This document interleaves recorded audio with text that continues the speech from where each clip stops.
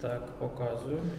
Ось цей балончик я брав та пшикав ось в цю дірочку. Воно спеціально під цей носик зроблено.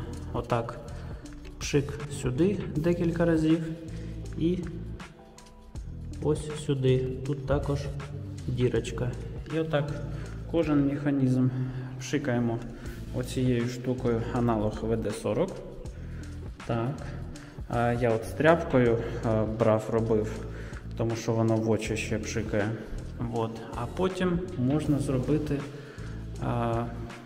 змащування цепі.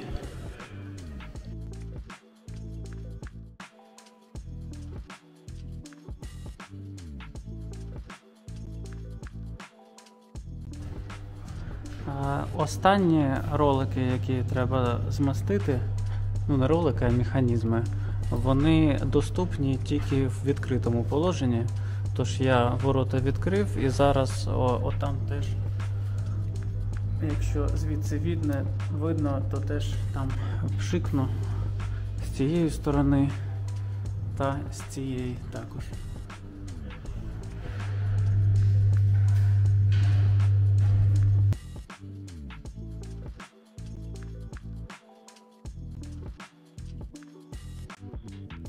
Замовляйте будівництво та ремонт у Києві під ключ.